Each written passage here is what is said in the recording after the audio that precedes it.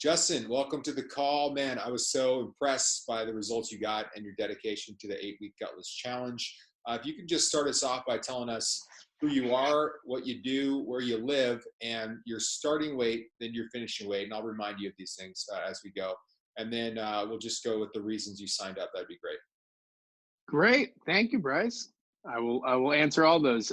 Justin Derby. I am 38 years old, about to turn 39. I am born and raised in Marin, live in Marin currently, just north of San Francisco. I have two kids, very young. One is 5.5 and one is 2.5. Not easy. It's tough raising young kids, as any dads who are watching this know. And it certainly takes a lot of time out of your day. And the first thing I think that goes for a lot of people is probably exercise and health. And that certainly was the case with me, especially when my second came along, when even more time was eaten up. Yeah, and then diet as well, right?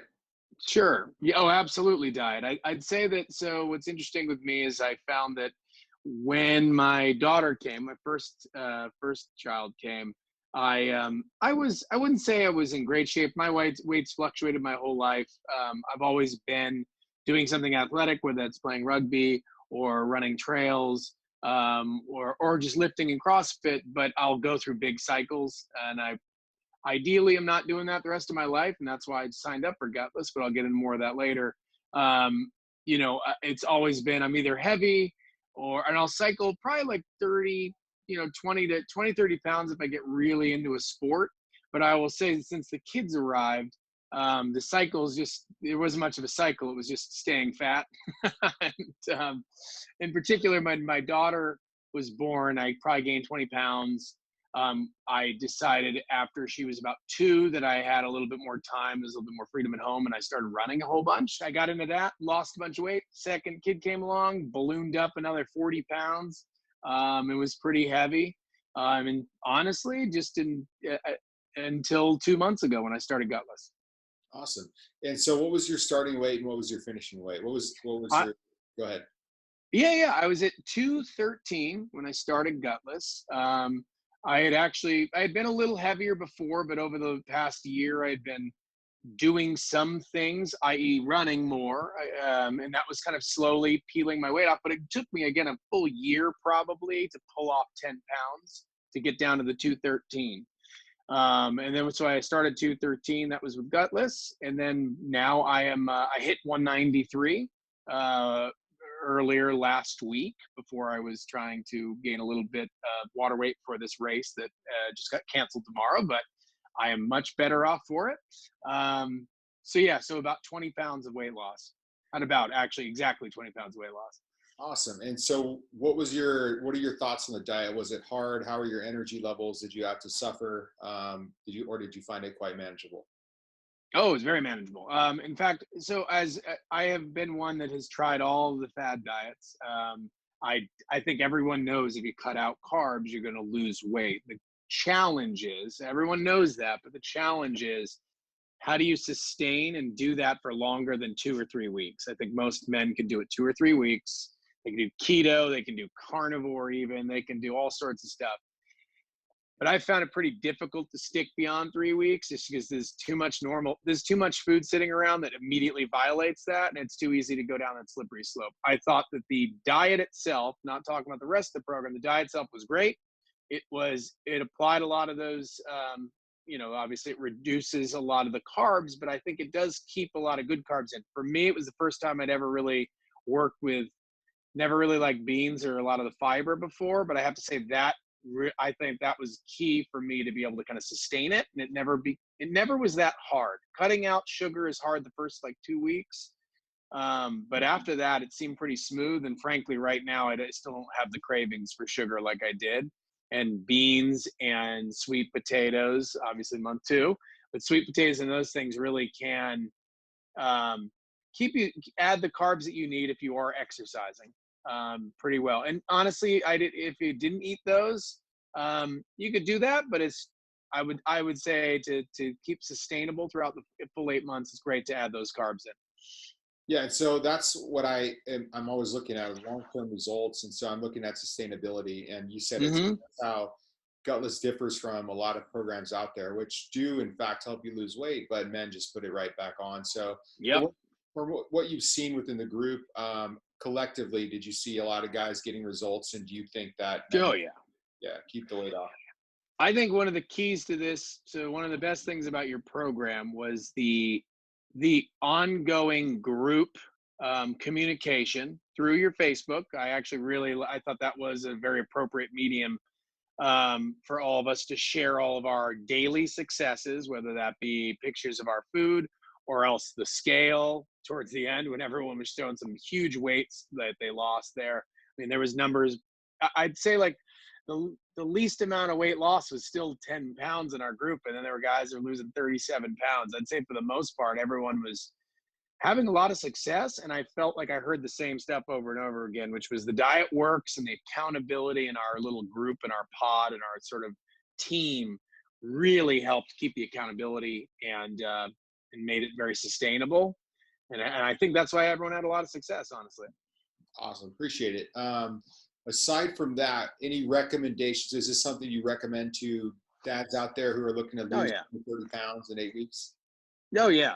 Yeah, I would. I mean, I'd recommend it beyond that. It just, hey, if you want to kick it off with 20, 30 pounds, go for it. But I think the longer term is really the play here. This is setting you up for a lot more success, and I think it really kicks you off. Everyone wants to have that success. Everyone wants to lose 30 pounds, but you know, get getting from, yeah, I want to do that, to, yeah, okay, I'm not going to eat that much, right? Everyone can get there, but pushing it beyond that for multiple weeks at a time is really hard. And I know I can speak with the rest of the group when I say that without your coaching and without the inspiration from the greater group, I think it would be pretty tough to do that. So I would recommend that anyone that's having trouble with their weight, or really not just their weight, but kind of how they're how they're dealing with their energy levels, their testosterone, et cetera, in their daily life as they become dads. I think this is a really good way to kick things off to a better life. Awesome. And then how do you think some of these changes that you've seen within the group would impact a father's day-to-day life with his relationships with his kids, his relationship with his wife, regarding patience, regarding leadership, regarding having more compliance with your kids because they see you kicking ass, they see Hmm. high energy, they see you kind of walking the walk instead of telling them to do shit and then not living up to a high level of standard yourself. In the household, we see that a lot with guys who are frustrated with their kids, or their kids are teasing them about their belly, and they're trying to be the king of the castle, yet not getting the respect that they want. Attraction with their wife has gone down. There's a lot of these things are common stories with our guys.